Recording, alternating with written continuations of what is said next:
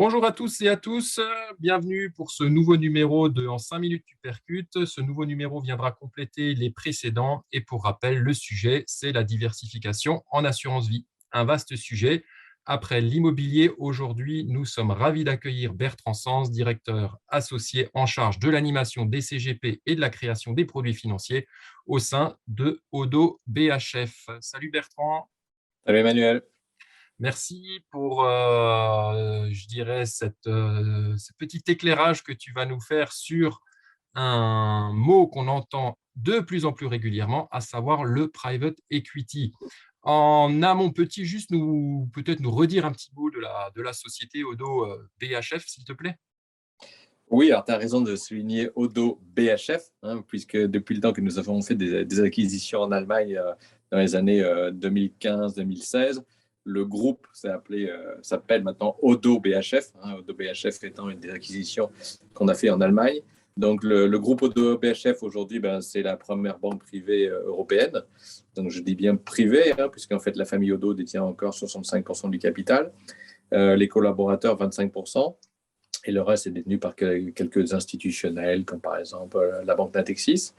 Donc, en termes d'encours, c'est maintenant 125 milliards d'euros. C'est 2500 collaborateurs, donc un peu plus d'ailleurs en Allemagne qu'en France, sachant qu'on est aussi à New York, on est aussi en Suisse, on est implanté un peu partout, je dirais, dans le monde, mais principalement donc, aujourd'hui en Allemagne, en France et en Suisse. Nous sommes donc une banque extrêmement bien diversifiée puisque nous faisons de la gestion privée, qui est l'activité de banque privée, de l'asset management, donc tout ce qui concerne la gestion des fonds, qui peuvent être d'ailleurs en private equity, l'objet du sujet, et puis après ce qu'on appelle la banque de financement et d'investissement qui regroupe toutes les activités de salle de marché, sur les marchés, actions, obligations, mais aujourd'hui aussi sur les métaux, puisque Odo est un très gros intermédiaire sur les métaux. Voilà, donc un groupe extrêmement bien diversifié. On a eu l'Assemblée générale la semaine dernière. Le PNB était en augmentation de 25% à plus de 780 millions d'euros. Les résultats ont doublé. Et voilà, donc on est passé aujourd'hui à plus d'1 milliard d'euros de fonds propres. Oui, ce qui Voilà. rassurera nos clients, je pense. Exactement. Voilà, donc une très belle signature et je le répète, la première banque privée européenne. Merci pour cette rapide présentation sur le groupe. Alors, on rentre dans le vif du sujet. Est-ce que, pareil, tu peux un peu soulever le capot de ce mot private equity, parce qu'on entend un petit peu dans le jargon systématiquement diversifier vos avoirs via le private equity, l'investissement non coté, quelque chose de réservé aux investisseurs institutionnels. Peux-tu un petit peu défraîchir, on va dire, je dirais, ce vocabulaire qu'on utilise et qu'est-ce qui se cache derrière, s'il te plaît? Donc, private equity, si on traduit, ça veut dire action privée. Donc, en fait, ce sont justement des investissements qui vont se faire dans des sociétés non cotées.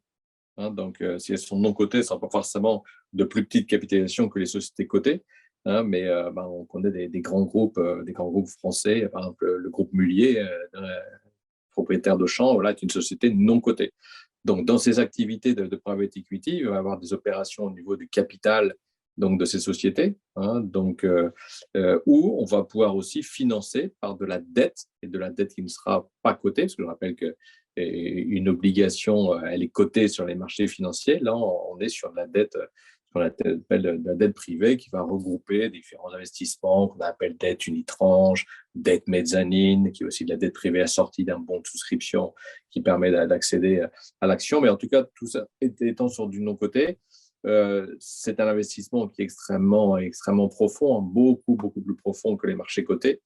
Et c'est un investissement qui, sur le long terme, affiche des rentabilités bien meilleures en marché actions, si justement on parle de equity, donc d'action, puisque, alors ça dépend des périodes, mais en moyenne, la rentabilité du private equity, donc je parle bien des actions, c'est à peu près du 15% par an. Et alors que sur de la dette privée, donc non cotée, la rentabilité aujourd'hui en brut est à des niveaux de 8%. Donc des niveaux qui sont extrêmement plus élevés. Alors vous allez me dire pourquoi ça paye mieux, parce qu'en fait on arrive le spectre d'investissement est beaucoup plus large, mais aussi parce que justement c'est le prix de la non-liquidité. quelque chose qui n'est pas liquide, forcément, doit apporter aussi une rémunération supérieure. D'accord. Donc, C'est c'est pas forcément comprendre. lié au risque, c'est lié à la liquidité que le rendement Non, sera alors non, supérieur. ce n'est pas plus risqué du tout que du côté. Donc après, dans le private equity, on a aussi plusieurs typologies d'investissement. Il y a ce qu'on appelle le venture capital. Donc là, c'est pour financer tout ce qui est start-up, hein, donc toutes ces Mhm. entreprises qui se lancent. Donc là, en effet, tu as raison, ça c'est plutôt risqué. Donc nous, on ne Mhm. fait pas de venture capital, ça, ou donc on a ou du capital risque. On fait du capital investissement, c'est-à-dire qu'on va accompagner des entreprises, hein, comme je disais, en les aidant, soit en se finançant ou en proposant de la dette. Et puis après, tu as la troisième phase qui va être le capital transmission. Voilà, quand il y a cession de la boîte, on va aussi l'accompagner. Donc, D'accord. Donc, comme dit, il peut y avoir à l'intérieur du private equity aussi plusieurs niveaux de risque, du plus risqué au moins exactement. risqué. Et donc, Ouais. quel a été votre choix, vous, de votre côté, en assurance vie, au sein des contrats d'assurance vie labellisés par Rodo? Qu'est-ce que vous avez fait comme choix sur Nous, le… c'est du capital investissement, hein. D'accord. Donc, la deuxième phase, c'est donc une entreprise voilà, qui existe depuis 10, 15 ans, voilà, qui fonctionne très bien et qui, dans le cadre de son développement, souhaite faire une augmentation de capital, souhaite faire un LBO, souhaite financer, chercher des financements par de la dette privée, donc hors secteur bancaire. Voilà, mais donc ce sont toujours des entreprises qui sont voilà, qui ont une grande antériorité. Et quand nous, D'accord. on investit en private equity, on va rarement investir en direct, on va investir par des fonds. En fait, c'est-à-dire qu'on va sélectionner des grands fonds de private equity qui, eux, vont sélectionner ces sociétés qu'elles vont accompagner de mon côté. Et donc, l'intérêt d'acheter ces fonds, c'est qu'on va pouvoir avoir une diversification encore beaucoup plus large, puisqu'on va D'accord. sélectionner des grands noms. Ça peut, je dis n'importe quoi, ça peut être BlackRock, Blackstone. Voilà, donc on va sélectionner les meilleurs fonds et à l'intérieur, on va sélectionner les entreprises. Et ça, donc, c'est éligible à l'assurance vie. On a été un des précurseurs, comme tu le sais, Mhm. il y a à peu près, le temps passe vite, ça fait à peu près 10 ans, on avait passé un partenariat avec Idinvest, Oui. où on avait fait de la dette privée, où c'est accessible à partir de 100 000 euros en assurance vie. Et donc, là aussi, l'intérêt, c'était de servir une rentabilité aux alentours de 6 net. Donc, quand on regarde l'historique, on a à peu près 5,60 net. Donc, c'était un substitut entre guillemets, hein, je mets des grandes guillemets, un support en euros. Mais l'intérêt du private equity, c'est que globalement, par rapport à un actif coté, c'est qu'il n'y a pas de volatilité. Hein, Oui. puisque si aujourd'hui, je dis n'importe quoi, la bourse c'est plus 5 ou moins 5, ces sociétés, leurs actions, les obligations ne vont pas bouger. Oui. Le risque en private equity, mais qui peut être le même sur les actions cotées, ce serait éventuellement le risque d'un défaut. C'est-à-dire que si une société fait une mauvaise affaire et qu'elle vient disparaître, évidemment, là, ça jouera sur la valeur liquidative du fonds. Oui. Hein, mais globalement, on est décorrélé des marchés cotés et la valeur liquidative va bouger en fonction de la revalorisation ou éventuellement de dévalorisation des actifs qu'on a mis. Mais ça se fait une fois tous les trimestres. Mais en tout cas, il n'y a pas la volatilité qu'on connaît depuis le début de l'année. Oui. Donc, par exemple, la guerre actuelle, je dirais, n'a aucun impact, on va dire, à court terme sur les valorisations. Et du coup, les clients ne sont pas effrayés et n'ont pas ces volontés forcément d'arbitrer, comme ce n'est pas un support Mais qui est coté, quoi. exactement. Là, on propose, par exemple, depuis maintenant un an, un FCPR, donc, qui est un mix de dette privée et d'equity, hein. Il y a à peu Mhm. près 75% d'equity, donc d'actions, 25% de dette privée. Ce fonds, l'année dernière, en fonction de la nature des parts, on y reviendra, a fait entre 5 et 6 net. Et là, depuis le début de l'année, la performance est déjà à plus 2. Donc, on voit bien que voilà, les plus 2 n'ont pas bougé. Hein. Quand les marchés ont chuté de Mhm. 15%, ça n'a absolument pas bougé. Ce qui pourrait bouger, c'est si jamais, par exemple, ces sociétés dans lesquelles on est investi, par exemple, sur la Russie, etc. Évidemment, ça pourrait pénaliser les comptes, mais comme Oui. cette action n'est pas cotée, il n'y a pas de ce qu'on appelle cotation market to market, donc la valeur n'a pas baissé. Hein. Oui. Donc, l'intérêt, c'est d'avoir justement, comme tu l'as dit, d'avoir, dans le cadre de l'assurance vie, un véhicule qui a une volatilité extrêmement faible, hein, voilà, qui va se revaloriser dans le temps. Et donc, le gros avantage à passer par vous, outre la sélection et le fait que vous êtes assez précurseur dans le domaine, notamment, c'est aussi la liquidité, il me semble, hein, que vous assurez la Alors, liquidité la du produit. liquidité, mais aussi un autre point, on parle de la stratégie d'investissement, c'est que nous sommes un des spécialistes au niveau européen du marché secondaire. Mm. Donc, l'intérêt de se positionner sur le marché secondaire, c'est-à-dire, quand je le répète, parce qu'on va investir dans des fonds, vous avez des fonds qui, pour des raisons X, Y, ça peut être détenu par des family office, par des compagnies d'assurance, qui se disent, bien, je vais sortir une partie de mes actifs parce qu'ils ont déjà eu un très bon retour sur investissement, ils veulent refaire une allocation. Eh bien, nous, on va se mettre en face et on va dire, ah bah oui, tiens, d'accord, dans ce portefeuille, il y a telle société, donc on va regarder toutes les sociétés, et puis on va proposer de racheter, et là, ça se négocie de gré à gré, et on peut acheter avec des cotes allant jusqu'à 30%.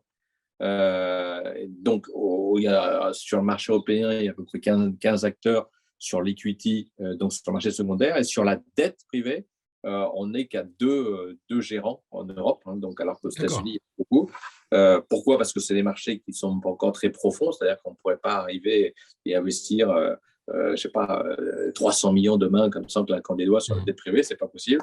Donc, mais l'intérêt donc, de ça, c'est qu'on achète avec une décote et donc ça évite aussi ce qu'on appelle la courbe en J. Parce que quand on investit sur du private equity, ben forcément, quand on investit dans les sociétés, comme la revalorisation va se faire dans le temps, il y a toujours les frais de gestion du contrat qui font que globalement, la valeur liquidative, au départ, va baisser et après, évidemment, va remonter. Nous, comme on peut acheter et qu'on a quand même quasiment 75% de nos deals qui sont faits sur le marché secondaire, eh bien, tout de suite, non seulement la valeur liquidative, du coup, ne va pas baisser, mais elle va monter très vite, puisque les commissaires aux comptes acceptent de revaloriser tout de suite d'au moins de la décote.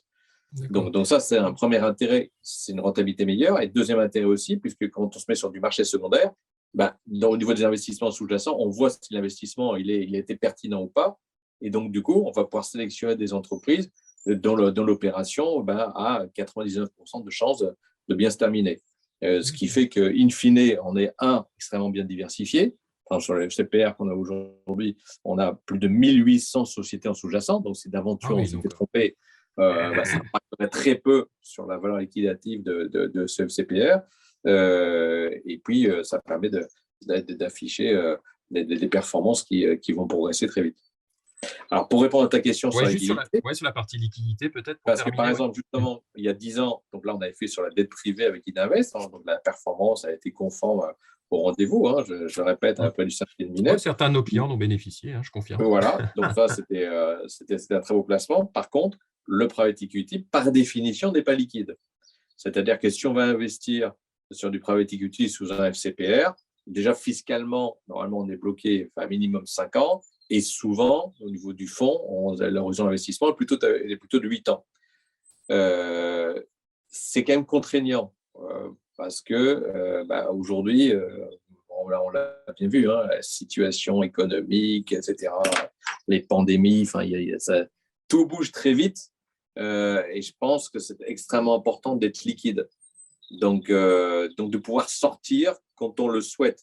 Ouais. Hein, parce que quand on regarde un capital investissement, et je ne suis pas là pour faire peur aux gens, mais au bout de 10 ans, souvent les rentabilités ont été excellentes. Hein, en equity, c'est plus de 10%, mais c'est possible qu'au bout de 10 ans, il y ait 20% des sociétés qui ont des difficultés et donc difficile de les revendre. On le voit parfois hein, sur certains fonds communs de placement dans l'innovation, certains FCPI FIP, au bout de 10 ans, tu as des problèmes de liquidité. Voilà, et encore là, on est dans le capital risque. Le capital risque, tu as raison. Bien souvent, même avec une forte baisse au bout de 10 ans, les gens n'arrivent pas à sortir. Bon, là, on est dans le capital investissement, donc en général, le rendement a été très bon, mais il y a toujours une partie qui, malheureusement, n'est pas liquide ou difficile à rendre liquide. Donc, ce qu'on s'est apporté à faire, on est les seuls sur le marché français, c'est on a négocié avec nos assureurs partenaires, donc Allianz, pour le cadre de notre compagnie Génération Vie, hein, je rappelle, qui est une compagnie d'assurance vie du groupe Odo, un joint venture avec donc Allianz et Odo qui sont en capital, et avec Oradea, qui est une compagnie d'assurance du groupe de la Société Générale, nous avons négocié des enveloppes de liquidité. Ça veut dire quoi?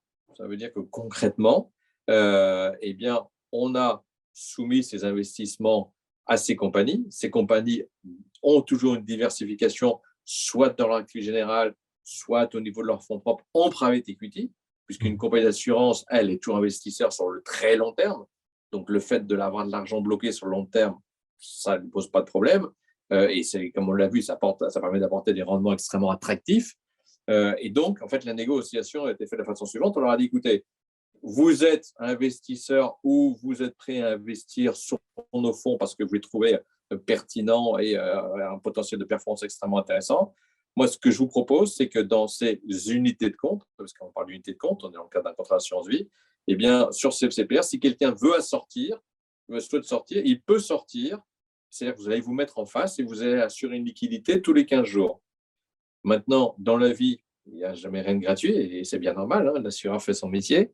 Et les assureurs, on voit que le pricing, justement, a été juste, puisque que ce soit Allianz ou Oradea, eh bien, ils demandent une rémunération de 0,75% par an pour assurer cette liquidité. Donc, de façon concrète, ce FCPR, qu'on fait depuis très longtemps, qui peut être souscrit en compte titre, etc., donc à 2% de frais de gestion, si on le prend dans le cadre de l'assurance vie, il y a 0,75 qui sont reversés à l'assureur. Quand on voit que le target de performance, qui est d'ailleurs dans le prospectus validé par l'AMF, hein, donc et voilà, on est quand même à 6 net. Hein, je le rappelle, l'année dernière, on a fait à peu près 5,20 net. Depuis le début de l'année, on est déjà à 2% net. Donc, on est tout à fait confiant pour maintenir cet objectif de 6 net. Moi, personnellement, je préfère abandonner 0,75, même avoir une rentabilité à 5, mais pouvoir sortir, voilà, avoir une liquidité. Je sais. C'est un confort qui n'a pas de prix. Et donc, vous pouvez, en théorie, mais si vous le souhaitez, même être investi à 100% sur ce FCPR dans le cadre de l'assurance vie. C'est-à-dire que depuis le début de l'année, vous auriez eu une performance au niveau des FCPR qui était, je crois, de près de 2,30 depuis le début de l'année. Pas impacté par les marchés financiers. Et l'intérêt de la liquidité, c'est qu'éventuellement, si vous vouliez sortir en disant j'ai eu une opportunité de rentrer sur des fonds actions qui ont des cotés, le client peut évidemment sortir sans frais et faire un arbitrage dans le cadre de son contrat d'assurance vie pour aller acheter un fonds action qui aurait baissé de 15%. Donc, depuis le début de l'année, comme tu le sais, hein, c'est ce qu'on avait mis en avant. Hein. On Bien avait sûr. dit beaucoup d'épées de Damoclès, il y en avait entre autres fait la supposition d'une guerre, malheureusement qui s'est réalisée. Et donc on avait dit, investissez en private equity, investissez, c'est pas le sujet, mais en immobilier aussi via DSI, ou chez Odo, on apporte une garantie de liquidité, en se disant, si jamais les marchés sont troublés, bien avec ces véhicules, la valeur liquidative ne sera pas impactée par la baisse des marchés cotés. Écoute, super Bertrand, merci pour cet éclairage pertinent sur le private equity. Je pense que nos clients comprendront un petit peu mieux ce qui se cache derrière ce mot-là, qu'on utilise régulièrement en assurance vie. Ça nous permettra justement de continuer à mettre en avant ces solutions, comme dit, belle diversification, belle liquidité, comme dit, une volatilité maîtrisée. Tout ça intéresse bien évidemment nos clients. Alors, je mettrai juste un petit bémol, c'est comme on l'a dit, il y a une liquidité, mais il y a aussi une enveloppe de liquidité. Tu as raison de préciser. Évidemment, les assureurs, important de le savoir. Donc, par exemple, au niveau de Allianz, l'enveloppe de liquidité sur ce FCPR est de 100 millions d'euros. C'est-à-dire que si jamais on a plus de 100 millions d'euros, soit on dit stop, on ne peut plus souscrire. Je ne te cacherai pas en toute transparence que j'ai un conseil d'administration Génération Vie la semaine prochaine où j'ai mis à l'ordre du jour le fait d'augmenter l'enveloppe de liquidité. Mais si jamais ils ne veulent pas, Donc, nous, on sait que ce FCPR est commercialisé jusque fin juin, sous réserve qu'on n'ait pas consommé cette enveloppe de liquidité. Je tiens à préciser, parce que si quelqu'un écoute ça au mois de mai, au mois de juin, qui je veux le prendre, et qu'il n'y en a plus, Donc, et on réfléchit donc déjà à un nouveau FCPR qui a un biais environnemental et qu'on lancera dès le mois de septembre, si possible aussi avec ces enveloppes de liquidité, bien entendu, parce que c'est quand même un avantage extrêmement important pour les assurés. Super, écoute, on sera là pour t'interviewer, peut-être pour ce nouvel opus. En tout cas, en attendant, on te remercie et puis on te dit à bientôt. Salut Bertrand. Allez, au plaisir, au revoir. Salut.